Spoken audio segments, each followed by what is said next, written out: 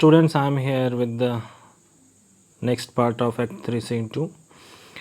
So in that last video I have already informed you about the love which Portia possesses for Bassanio. Portia has already revealed her love for Bassanio, and we have got to know about that in the dialogue of Portia in last part. So now we are moving on. Let's see what is there. So here Bassanio, let me choose, for as I am live upon the rack.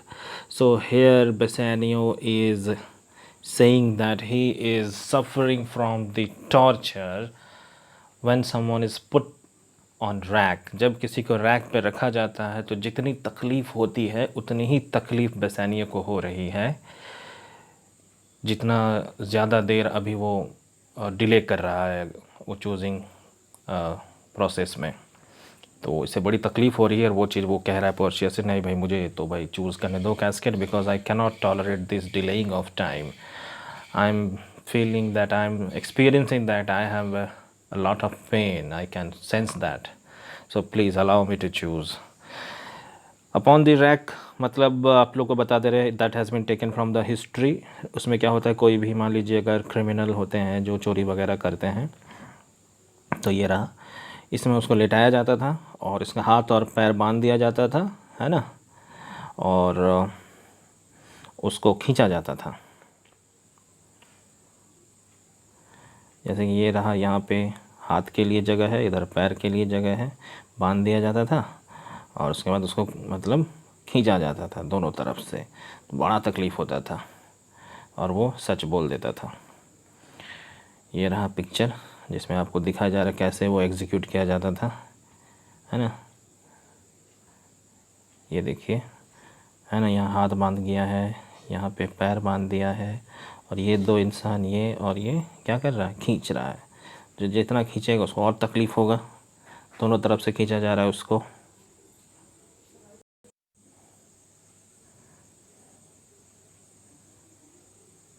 तो आगे देखते हैं कि क्या लिखा हुआ है। Upon the rack, तुमको ऐसा फील हो रहा है, पोर्शिया कह रही है, कि जैसे कि तुम रैक पे तुम्हें पनिश किया जा रहा है वैसे। Then confess what treasure there is mingled with your love, and if it is so then you must have committed some crime. तो चलो भाई वो क्राइम तो तुम अभी कन्फेस करो, बताओ कि क्या क्राइम किया हो तुम, हाँ। And that sense of crime is now mingled with your feeling of love towards me. अब वो तुम्हारी इस लव के साथ मिला हुआ है। तो यहाँ पे बसनियो कह रहा है, none but that ugly treason of mistrust, there is nothing that kind of criminal activity that you are thinking about. इस तरह की कोई भी मैंने गलत काम नहीं किया है, but the treason of mistrust, the doubt of suspense, मतलब क्या मैं सही चीज़ चूज़ कर पाऊँगा, ये मुझे बड़ा सता रहा है। whether I will be able to choose the right casket or not, and that doubt is really making me painful, because Portia has already shown her love towards Bassanio and Bassanio knows about it. अरे भाई Portia ने तो show कर दिया है, वो तो मुझे पसंद करती हैं, वो तो मुझे हीरो समझती है ना। अब अगर इसी चक्कर में अगर मैं सही कैस्केट चुन नहीं पाता हूँ तो बड़ा बेइज्जती हो जाएगा। तो यही वाला ख़्याल इसके दिमाग में है, क्योंकि बाकी सारे जो कैंडिडेट थे उसके लिए पोर्शिया ने अपना फीलिंग नहीं दिखाया था, तो वो लोग उतने मतलब तकलीफ़ में नहीं थे। इसको अभी ज़्यादा टेंशन हो रहा है, क्योंकि इसको तो भाई जानता है कि पोर्शिया तो मुझे पसंद करती है, और अगर मैं हार गया तब तो बड़ी बेइज्जती हो जाएगी भाई।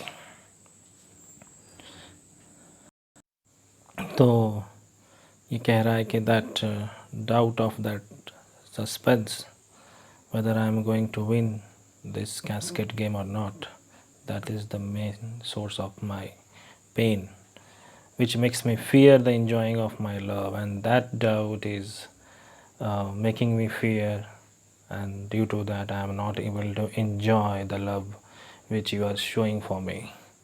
बेसानियो तो जानता है कि पोर्शिया उससे प्यार करती है, लेकिन फिर भी ये उसको एंजॉय नहीं कर पा रहा है, क्योंकि इसको तो डाउट है भाई अगर हम हार गए तो वो जो वो कह रही है वो सारा मीनिंगलेस हो जाएगा, हम तो इससे शादी कर नहीं पाएंगे। तो वो एक इसका एक टेंशन दिमाग में घुस रहा है। That is why he is not able to response with that much of love towards Portia. उतने ही प्यार से ये भी रिस्पॉन्स नहीं कर पा रहा है ना, क्योंकि बीच में तो एक बैरियर है, कैस्केट। वो जब तक जीतेगा नहीं उसे शादी नहीं कर पाएगा। और ये भी तो एक फेट का गेम है, लक का गेम है। ऐसा नहीं कि यही जीतेगा, ऐसा मतलब कोई ताकत वाला या फिर दिमाग वाला तो है नहीं, लक का गेम है। चलिए आगे पढ़ते हैं। There may as well be amity and life between snow and fire as treason and my love. तो यहाँ पर कह रहा है कि भाई ऐसा कुछ क्राइम हम तो किए नहीं हैं, वो आप चिंता ना करें, बिकॉज क्राइम एंड मेरे लव में उतना ही। सो Bassanio is saying that between the tragedy, between the criminal sense and the love in my love, as much as friendship, the friendship which is between snow and fire, snow और fire में कोई मतलब relation नहीं होता है, वैसे ही criminal activity और मेरे कोई भी रिलेशन नहीं। It means it does not mean that there is any fake love for you. वो नहीं कह रहा कि my love is not mingled with any treason, any criminal activities और any falseness. My love is also pure for you, ये कहना चाहता है। But I fear you speak upon the rack where men and force do speak anything। फिर यहाँ पे Portia भी वैसे जो रैक वर्ड यूज़ किया है बेसानियो, तो अब ये रैक वाला अभी सीरियसली मान के इसको बोल रही है कि भाई रैक पे तो किसी भी इंसान को जो भी बुलवाओ वही बोलेगा ना। तो तुम कह रहे थे कि तुम रैक पे हो, तो अगर वहाँ पे तुमको बोला जाएगा कि yes say that you love me, then you will say that yes you love me ना, whether you really mean that or not. भले ही वो सच हो या ना हो, तुम तो ऐसे ही बोलोगे। मतलब पोर्शिया यहाँ पे शक कर रही है उसके प्यार पे, ठीक है। तो ये कहता है promise me life and I will confess the truth. तो यहाँ पर भी एक लाइट कन्वर्सेशन है। ऐसा नहीं है कि ये जो प्रॉमिस में लाइफ बोल रहा है कि अगर तुम मुझे जान बख्श दो तो मैं तुमसे सच कहूँगा, तो ऐसा कुछ नहीं है। ये भी बस उसी लाइट कन्वर्सेशन ले रही है। ये लोग ऐसा उसी टॉपिक पे बात कर रहे हैं उस एटमॉस्फेयर में कि किसी क्रिमिनल को रैक पे दिया जाता है, फिर उससे मतलब सच कहलवाया जाता है। तो उसी तरह के एटमॉस्फेयर में ये भी अपनी बात कह रहा है कि अगर आप मुझे जान बख्श दो तो मैं बताऊंगा सच क्या है ना। तो वो भी उसी लैंग्वेज में ही बात कर रहा है। ये एक लाइट लैंग्वेज है, ऐसा कुछ नहीं है, इसको मारने वाला कोई नहीं है यहाँ पे। तो कह रहा well then confess and leave. अगर ऐसी बात है तो फिर चलो सच बताओ और फिर देन लीव, इट मीन्स तुमको पनिशमेंट से मुक्त कर दिया जाएगा। कहता है so the answer is confess and love. It means my confession and the truth is that I also love you. मैं भी तुमसे उतना ही प्यार करता हूँ। And had been the very sum of my confession, and this is my confession that I love you. O happy torment when my torturer doth teach me the answers for deliverance। और यहाँ पे बोल रहा है कि अरे मेरा जो टॉर्चरर है मतलब पोर्शिया, वो खुद ही मेरे डिलीवरेंस मतलब मेरा जो पनिशमेंट से बचने का उपाय बता रही है। वो कितनी अच्छी बात है मेरे लिए। But let me to my fortune and the casket. पर मुझे कैस्केट के पास ले चलिए। I want to choose the right casket and I want to just participate in that game. Away then I am locked in one of them. Portia कहती है कि ठीक है चलो चलते हैं। आई एम मतलब my picture is locked in one of them. My picture is kept in one of the 3 casket. If you do love me you will find me out. If you really love me then you will find my picture or you will find the correct casket। आप correct casket choose करोगे अगर आप सच में मुझसे प्यार करते हो। Nerissa and the rest stand all aloof. बाकी सारे लोग अलग खड़े रहेंगे। Let music sound while he doth make his choice.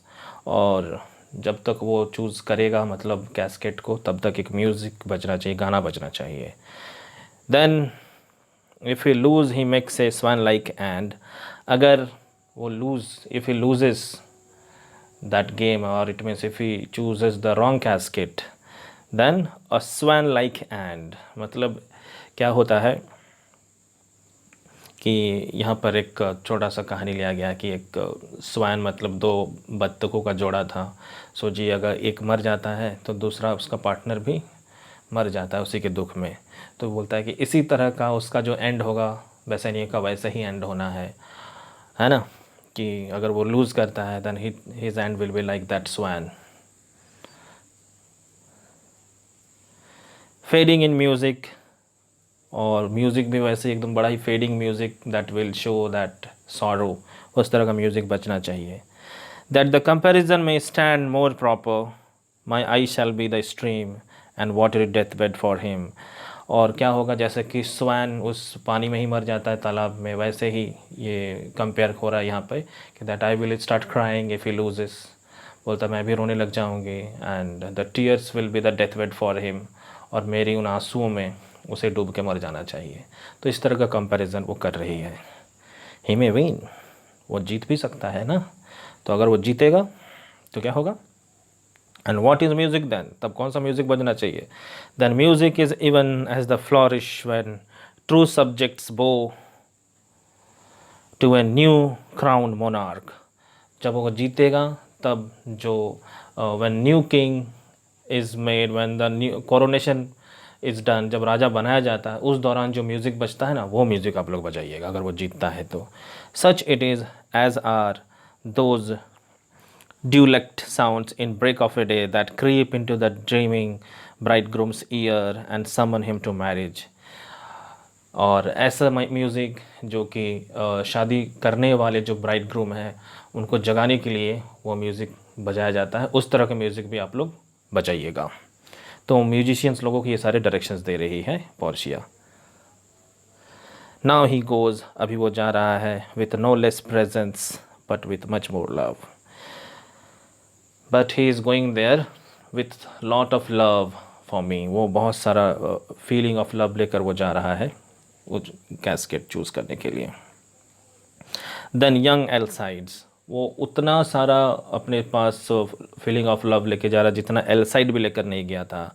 एल्साइड्स एक कहानी है, हिस्टोरिकल कहानी, जिसमें वो क्या करता है, हेजियोन को बचाने जाता है। हेजियोन एक राजकुमारी रहती है, उसको मॉन्स्टर के आगे दे दिया जाता है और मॉन्स्टर को मारने के लिए एल्साइड्स जाता है।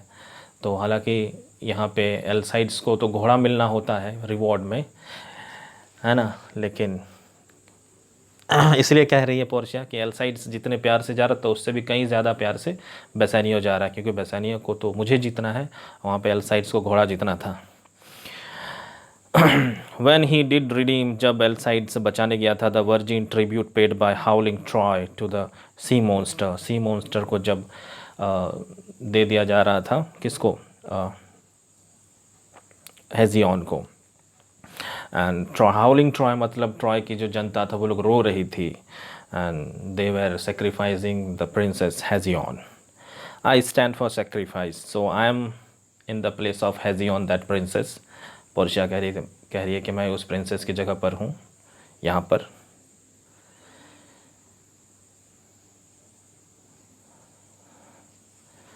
The rest aloof are the Dardanian wives, और बाकी सारे जो डार्डेनियन वाइब्स हैं मतलब उस जो किंगडम था, ट्रोजन किंगडम था, वहाँ के जो लोग थे, वहाँ की जो महिलाएं थी, है ना, तो यहाँ पर भी जो बाकी सारे जो लोग हैं वो उनसे कंपेयर किया जा रहा है, ठीक है, उनके जैसे खड़े रहेंगे। With bleared visages come forth to view, bleared visages मतलब एकदम टीयरफुल फेसेस, टीयरफुल आइज़, जो कि देखने आए हैं दोनों का फाइट हो। The rest aloof are the Dardanian wives with bleared visages come forth to view, वो लोग फाइट देखने आए हैं। This issues of the exploit go Hercules, तो वो लोग फाइट देखने आए हैं दोनों के बीच, गो हरक्यूलस, यहाँ पे बेसानियो को हरक्यूलस बोल के बोले जाओ, लीव दाओ आई लिव, अगर आप जीतते हो then I will be living, मतलब मैं भी खुश होंगे। With much more dismay, With much more dismay I view the fight than though that makes the prey. बोलता मैं तुमसे ज़्यादा डरी हुई हूँ यहाँ पे, तुम जिस डर से नहीं गुजर रहे हो ना, उससे ज़्यादा डर से मैं यहाँ गुजर रही हूँ, because I am more scared than you are. तो यहाँ पे अपना प्रेजेंस ऑफ माइंड बता रही है पोर्शिया. तो students, I am stopping here. I will B present with the next video very soon. Till then, take care of yourself. Bye.